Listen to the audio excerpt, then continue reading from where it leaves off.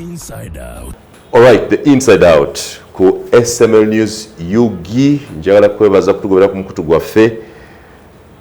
oli mulabi mulungi ate nsima nnyo mu abano baka bwe muwandiika ku mukutu gwaffe tubusoma era ebyetaaga okukyusaamu ne tubikola. Njagala kwongera kusaba nti bulijjo noonyanga SML News Yugi tulina olupapula lw'amawulire lw'omukutu lwa www.smlnews.ug. amawulire agakagwawo amekusifa ate amalungi ojja gasangayo kosa bwereza baffe obwenjawulo bw'osobola okufuna gamba nga tuli bakafulu mu bifaananyi tuli bakafulu mu zividiyo oyina mukolo mbaga kwanjula tutuukire essimu yaffe ebaako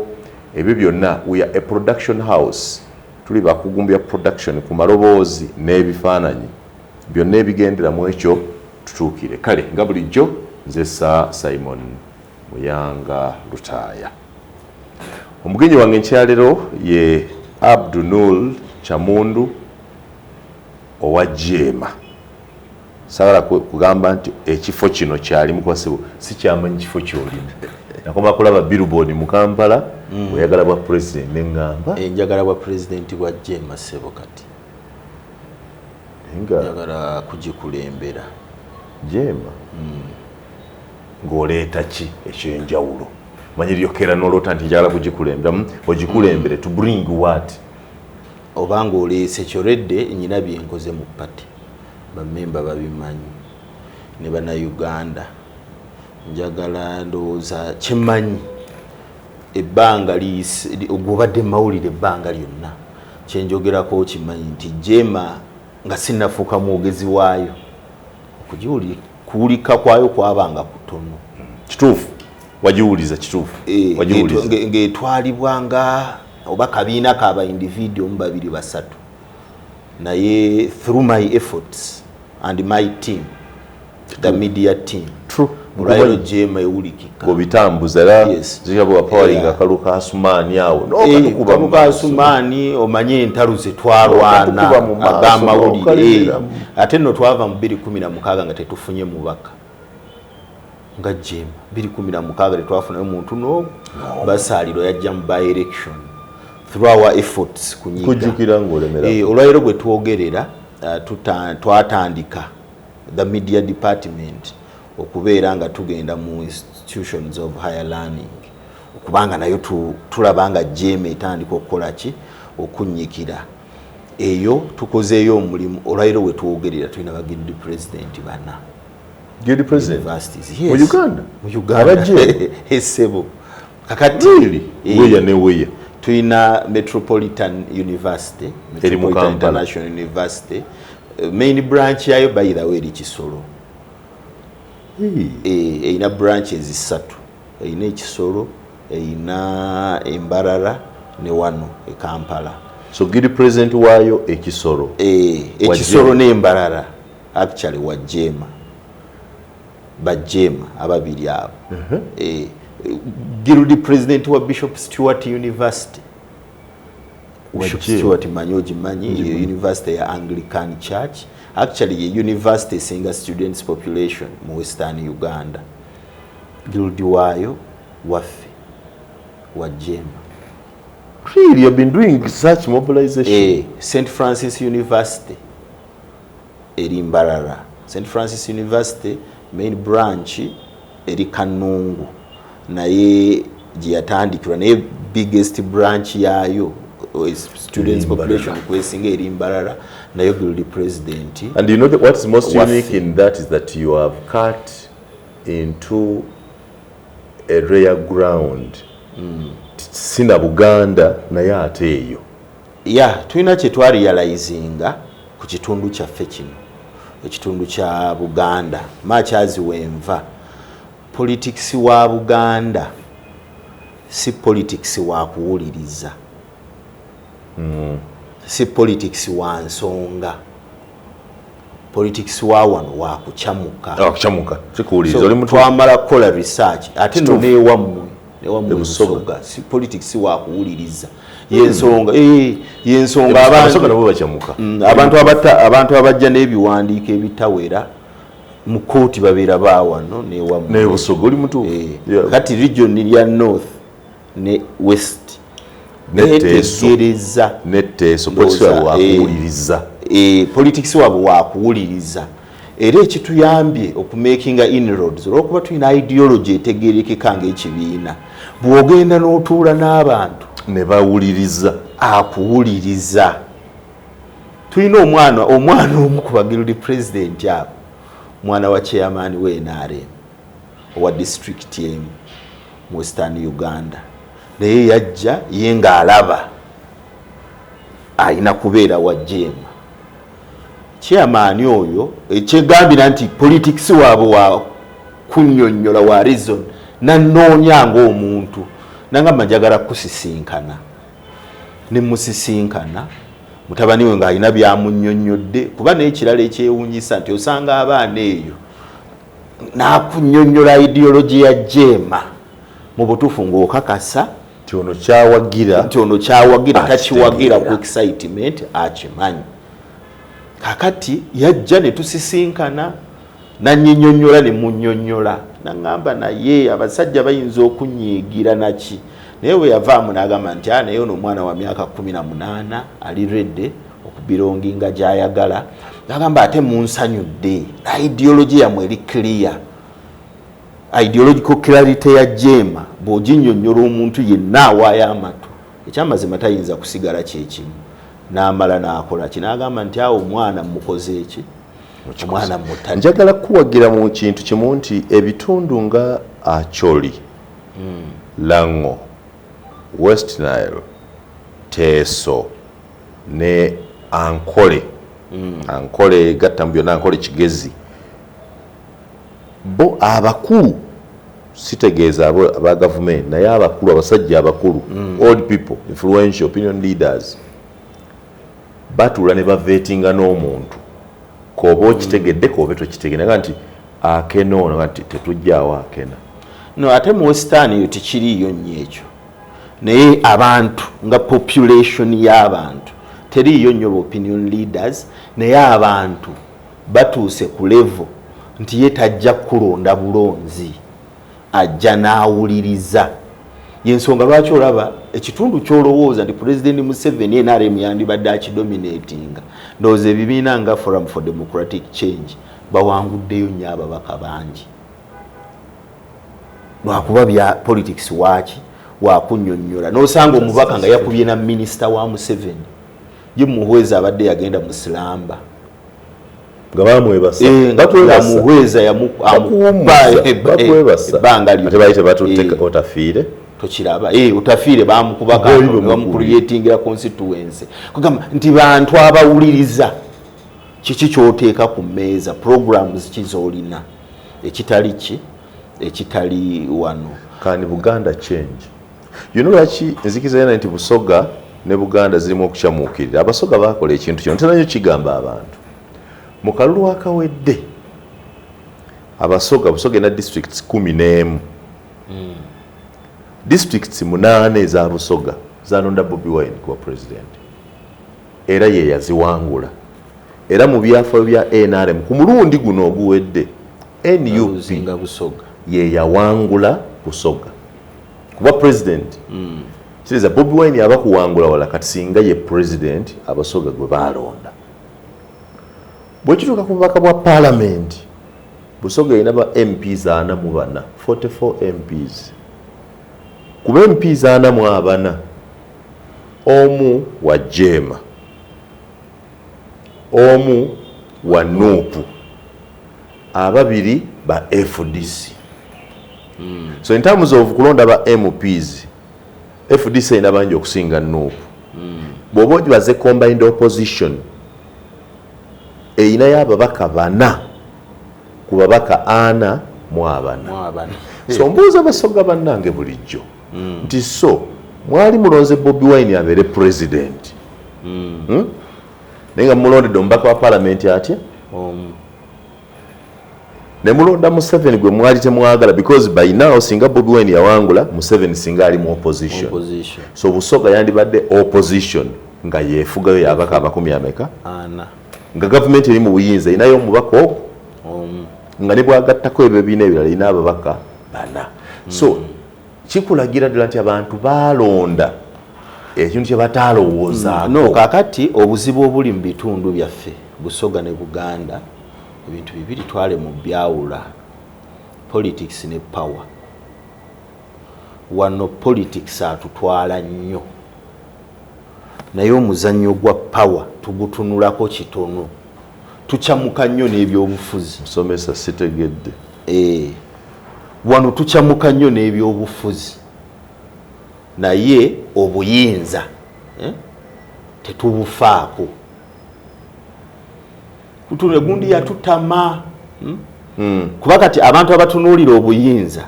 mutandika kyovolaba abantu bali batuula bogambye ba opinion leaders era mbu ey'abakulu abakadde bwe bagamba nti muyanga nno mu kalulu k'esserere tulina candidate muyizi ku Cavendish yayagala okwesimbawo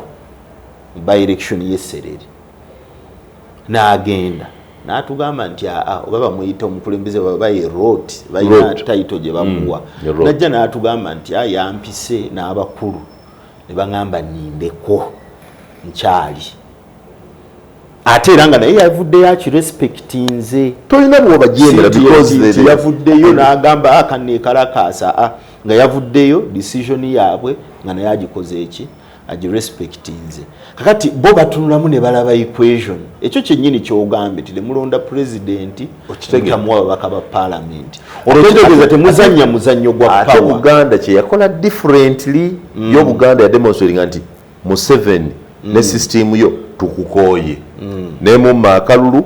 era neeweza n'abaka ba parliament abakubye ba minister be abakulagira nti tukooye system yo. It was a bit different for Buganda naye Busoga kulaga nti kwali kukyusa bukyusa si kukyusa ya bufuzi si kuzannya muzannyo gwa buyinza kuba oba ozannya muzannyo gwa power otunula mu bantu bo n'ogamba nti tiimu eri tulina kuzannya bazannyi ki abalina kuzannya nayo si kutuusa mukolo bano bensindikayo basobola kujjayo ki kankuweyo ekyokulabirako ku yidi eneewedde yidi y'okusala ebisolo nagisaalira waffe we nasaalira n'emupi w'ekitundu kyaffe yaliwo baali bakayisa budget national budget najja n'akwata omuzindaalo era mutuulira tuli Kampala eyo twasayinize essential motion okujjamu ba commissioner ekyo kye yayogerako obudde n'abumala ku ekyo ne bampa omuzindaalo oluvannyuma lwe era ne mugamba mutukoze bubi ne mwanzi olw'okuba saagala kwesimbawo ate tuvunaanyizibwa n'okuyambako abakulembeze baffe okubagayidinga ne mwanjagala kuwa guidance ne mugamba tutuyamba ng'abantu baaki b'ekitundu ky'okiikirira mwakayisa budget n'ofuna gathering y'abantu 13,000 etudde wano otubuulira nga bw'ogenda okusensalinga commissioner kumbalirira gye mwayisa tunyonyodde kakati gwotubuulira olw'okuba olaba ku social media simanya abantu bagamba musayininge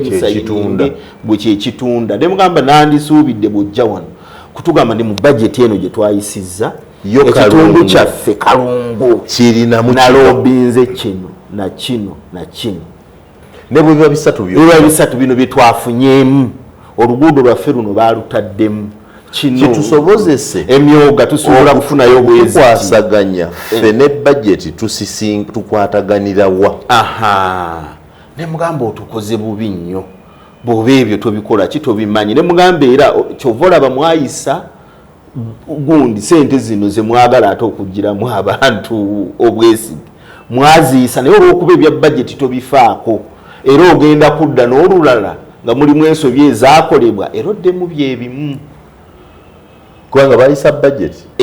ne bateekamu commissioners award era bwe twamala naŋŋamba onkubye ne mugamba nze ndowooza ate mbadde nkuyamba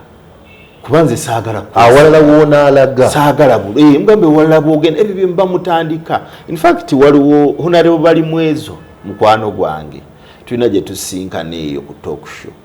yaŋŋamba nze bwe mbeera mu parliament mu biseera bya budget buli committee nzirukayo kulaba kyenzigiramu bantu bange abaawa ab'ennakawo nagamba nze buli committee wali mbeera adden oba okiraba kwegamba ng'olaba omubaka wa parliament akola kyamanyi. Do you want to buy land or construct a house? Worry no more. Boss Land Estates is here to serve you. We offer services in selling land on different roads that link you to Kampala City, land surveying, land title processing, letters of administration processing, general construction works, and property management. We allow payments in installments. Our plots of land are prime and are near main tarmac roads. Prices are affordable. Inspection is free. For more packages, call 0777 490 785. WhatsApp 0704 699 388 or visit our offices at Ham Towers, Level 4, Suite number HT54, opposite Makerere University, Main Gate. Boss Land Estates, we guide you home. Ate olw'okuba alinako experience ya local government amanyi ndowooza na butya bw'olobinga ssente ebintu bino bijja wansi okuzifunamu. Era ekyo nkimwagalako nnyo kuba ku talk shows zensinkanako ne mwami bali mwezo tulina pano gye tubeera bumu atandika kubabuulira tibanaye mu palamenti twagize bwetuti ne bwetuti omwala gwaffe ogwegundi mu budget baali baateekamu ssente ziba za Kampala biki naye baatusuubiza okukola bwe bati. Kugamba olaba omubaka wa parliament ali serious. Kakati ababaka ba parliament wano mu central be twalonda ba busungu. Ndi government tugikooye. We tuba tugikooye kiki ekiddako ne tutagiwa bululu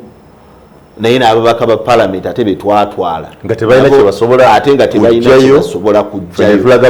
n'ebibiina by'obufuzi ekyo ate kiddayo ne kubakulembeze naye bo bamanyi mission abakulembeze baffe betulina mbabuuza no bibiina by'obufuzi kyemuvuganya mmwe bana byafuzi abali ku dolvuganya gavumenti kyo kyemuvuganya mukimanyi mission tugimanyi kuba mu butuufu era mission yemu bw'ogenda okutunuulira ababaka abo betwogeddeko ab'ekika ekyo waliwo abantu abaali bava mu bibiina ebyo ebibiina byabwe ababaka abo abaawangula bokakasa nti nga bakoze omulimu bandikoze omulimu omulungi nti babakuleeto yandibaddeko nekyavuga naye tebaakola ki tebaweebwa kugamba nammwe ebyo mubimanyi tubiraoluvuganya gavumenti ebyo mubimanyi nze ndowooza njagala neerabe nganze kozi nze ndowooza ndi unique character mu opposition era emirundi mingi bannange tudisaaguliyinga twewukana nange tudisaaguliyinga emirundi mingi kuba nze ndowooza politics wa power politics si mupiira ti kumpagira mani yumpagira Arsenal ekigendererwa kya politics kya buyinza kati buli bw'onoonya obuyinza enzannyo ekyukamu abantu yadde politics baguyita muzannyo naye bwe muzannyo gwakufuna buyinza mukuwulira naye mukukola si muzannyo kati abantu osanga omuntu tize empagira gundi naye nga gwawagira amanyi talina kigendererwa agamba nti ffe tuli bakiragala ffe tuli ba JEEMA ffe tuli ba kimyufu ffe tuli ba kyenvu tayagala kumanya birala tuli ba JEEMA kakati civic competence wano ntono ate bw'ogendako mu mawanga agatwetoolodde bw'ogenda Kenya politics yadda ku resources olwokuba politics wa resources omuntu wa bulijjo ye civic competence yaabwe eri waggulu nti bw'osanga abasumaali b'e Garissa their issues mira waabwe takwatibwako presidential debate there must be a question about kyogenda okukolera ab'e Garissa mira waabwe ebijimusa genda otunule mu mayirungi gaabwe oyina okubanyonyola ab'e Mombasa border city I mean coastal city oyina okubabuulira emisolo kimanya ki okuziyiza ba pirates security ebyo byebibakola ki byebibakwatako era ekibuuzo mu presidential debate zaabwe olimye ku lwange mbuuza abasoga bulijjo nti mwe ensonga yammwe enkulu omanyi ekitundu muba n'ensonga nga bw'onaagibuuza omukadde agitegeera bw'ogibuuza omuto agitegeera bw'ogibuuza omwami agitegeera bw'ogibuuza omukyala bagikkaanyaako kyova olaba nga abannakenya bayitawo abantu balowooza tribalism yebakozesa ebyo naye si kituufu kuba Kenya ngenzeeyo okwo ndowooza emyezi ng'ebiri emabega nagenda namala wiiki namba negenda mu UDA negendako newa ODM wa Raila Odinga netusinkana namu Raila Odinga olw'okuba politics ene waffe wa struggle I concentrated more ku ODM naye ng'olabira ddala bwe bakunnyonnyola ebikolebwa ewaabwe naffe bye tukola olabira ddala nga ogwaffe muzannyo tulinga abawagira Arsenal ne Man U nti tugenda mu kulonda ng'ebyo tuli muzannyo si kutransforminga gwanga tuli naye ku mukutu gwaffe ogwa SML News UG. I am just happy that today I find someone alowooza nga bwe ndowooza ebintu ebyo mbadde ngezaako nnyo okubinnyonnyola abasoga obaga nti mwe mu byobufuzi muli mu muzannyo tetukola bintu nga tubirowoozezzaako. First of all waliwo ze muyita questions olibaga nti what is the Buganda question like nti abo balemera ku federal what is the Bunyoro question like baagala kufuna royalties ku mafuta what is the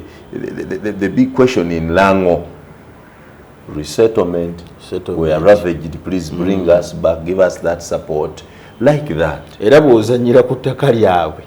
ne saabalamuzi w'eggwanga si nsonga saabalamuzi agenda nako avategedde balemesezza ow'ekikajjo waliwo omukyala yadayagala okulemayo ekikajjo Amina bamulemesezza ng'ensonga eri emu apa ettaka lyaffe lyapa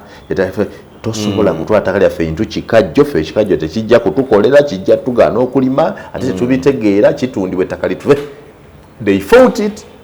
factory despite the government yebadde emuwadde ssente kyagaanyi kati mbuuza abasoga nti what is the Busoga question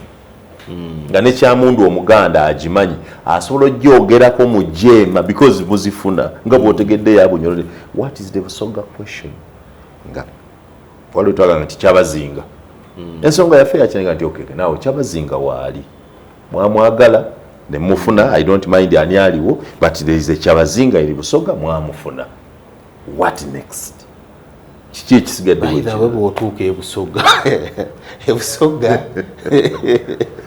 nali mu kalulu ka Sumaali basaalirwa Busoga ndowooza ate ne Karamojjo beetandisa okudduka okubaleka obwavu obuli kukyogera kyekituufu obwavu obuli mu kitundu ky'e Busoga kyekituufu omuntu agaba akalulu ku siringi 2 owaliwo ndo gye basabayo ebitanda n'ekikumi okifuna ku siringi 2 nagampa ekyebibiri n'ekikumi akati waakiri era kasitandiire ku katono kakiraka ife kasitandiire ku naye nga kigamba abantu ne babatuusa mu buyiniko obwo nze mbadde nkugamba nti politics wa resources kyova olaba Kenya nti abantu community yemobilizinga n'esalawo nti tuwa omuntu omu emala kwekakasaako nti ono interest zaffe wetugenda okukola ki okutambulira kyova olaba nti Raila Odinga asobola ogenda mu Bakamba n'awangulayo ebitundu 75 ku 10 tebafudde ku ggwanga lye naye kyayogerako kibakwatako ekyabwe ekibakwatako era bo bafuna n'abantu nti ono ye spokesperson waffe spokesperson w'Abakamba ye Kalonzo spokesperson w'Abagundi ye Gundi era ne bakulaga nti ng'oyagala otutuukako yoyo you don't mind who you obolenare mubo wa DP byonna byoteesa oyo naye kakati wano tulina enjogera buli omu yeetegeerera abasoga nti ani gwe mutwala nga rallying point w'ekitundu kyammwe tebayinza mukuwa bagambanga kadaaga ne bayate maama Busoga nabyo bijjukira n'Abaganda bw'obabuuza nti ng'oggyeko kabaka ze kali kyo leader who is your rallying ate abo baabagoba mu byobufuzi bakakulembeze bennono tebakkiriza okitegedde mu politics. Tewali nsonga etaliiko mukulembeze esucceedinga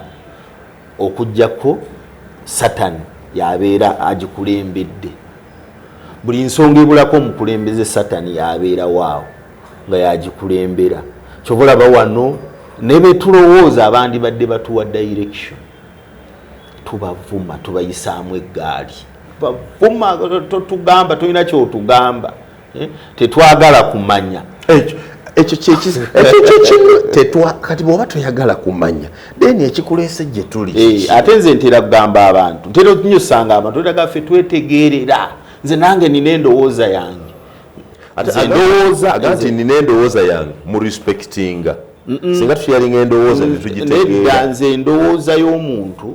nina endowooza eyange nti omuntu okuwa endowooza okuba n'endowooza oteekwa kubanga oli informed ng'otegeera endowooza erina kubeera ng'oli informed backed by you're not entitled to an opinion, you're entitled to an informed opinion. You are amending it. It's not mere an opinion. It's not mere an opinion. Osobola okuba n'opinion nga ya busirusiru naye omuntu aforming opinion out of knowledge ti omuntu amanyi atunuulidde kino na kino naye osanga omuntu nagamba ffe twetegeerera tobuuza ngusinziira ku ki bino byobadde obimanyi saagala kumanya kiki kyewe saagala kumanya akati saagala kumanya dayiika tuveemu community bwezityo tezisucceedinga community zisucceedinga kubaawo be bayita ba opinion leaders abantu abakkirizibwa okuwa endowooza kyova olaba ekigambo opinion leaders gye kiva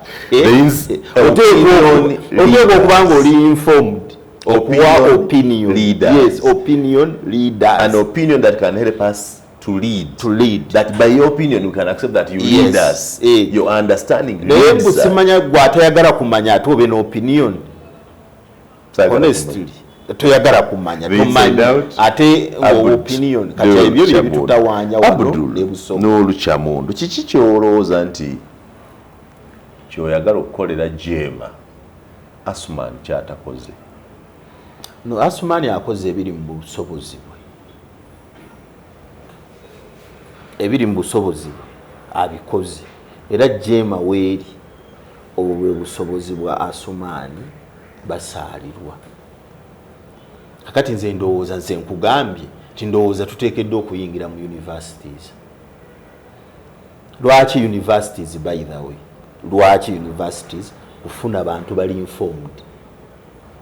okupropagatinga ideology y'ekibiina. Asuman yakkirizibwa okwesimba ku president wa JEEMA. Akkirizibwa naye yatugamba takomawo.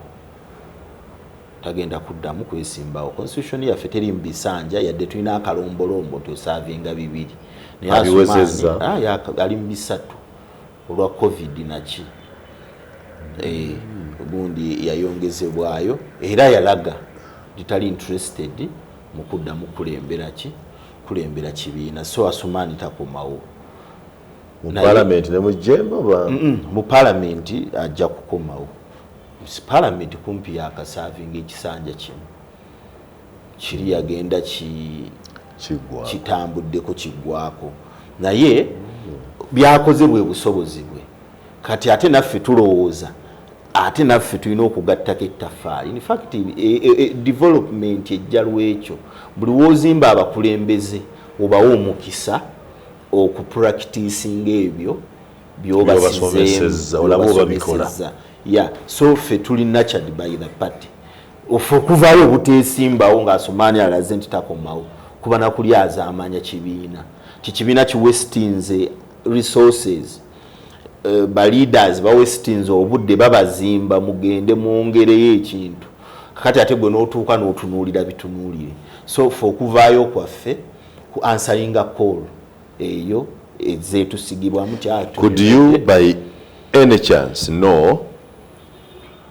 how many people are in the JEEMA membership register? Mulingina ba member bameka kale katugende kubawandiisa. Membership register ya JEEMA ekyamazima tebaddeewo to kibaddenga community yako ngambye tebadde NUP naye ku mulundi guno ogusoose efforts zaffe ezo zetwagenda mu Western Uganda mu universities ezo twatandika enkola nti omwana buli gy'oviira district yo genda otuyamba otandika okulikuluutinga era abaana ne bakikola abayizi abo ne tuddamu n'okubaakuba gye tutayina abayizi ne tutandika okubaakuba ku bantu baffe nti bannaaye tuddemu tutandike recruitment ne tuproposingira ekibiina nti bannange tubadde tusaba ku mulundi guno delegates conference ebeere nga y'abantu abavudde mu structure kati electoral commission yaffe nekola road map ne tulonda okuva ku kyalo paka ku district era kati olwaleero tulinawo obukulembeze naye we tulina omuntu omu yoyo ye waffe eyategeera ideology yaffe bwe tugamba eyo ginnyonnyole n'abalala bakole ki naye tulina district ndowooza olwaleero nga 73 gye tulina obukulembeze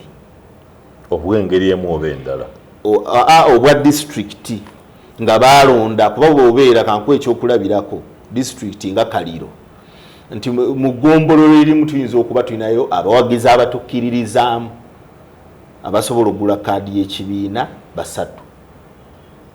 kakati abo bebekwatagana mu ggombolola endala ne bakutukolera olukiiko lwa district bwe tutyo ffe ekyaffe kyetu bwe tukikola olwokuba ntuzimba kibiina kiri ku ideology ffe tetwagala kulikuluutinga babayita bawagizi nga bannakibiina kuba abawagizi bo bakyuka yaba muwagizi asobola okutuuka enkya kakati ebyo byammwe tebikyakola ki ffe tulikuruutinga bannakibiina kati wano buli bibiina bya wano bw'obibuuza bannakibiina bamemba if you are looking for members ofuna abawagizi yes tulina obuwagizi bungi ng'obulaba naye nga membership yensonga lwaki olaba eggulo baadde bawagira Dr. Besigye baali basse baggala kakati bakyagulanyi kakati fakyo si kyetwagala ffe twagala kuzimba membership yaabo abakkiririza mu kibiina bannannyini kyo yensonga lwaki bwe tumatiza 3 yes bebo betulina kakati abo tuba tubayine mu magombolola Kalungu nga eruka yatulinawo 5 ne tubeera n'ebukulula 6 tubeera ne Lwabenge 3 Kalungu rulo bwe tutyo abo beekuŋŋaanya ne beerondamu olukiiko olukola district lw'abantu 10. This is Inside Out.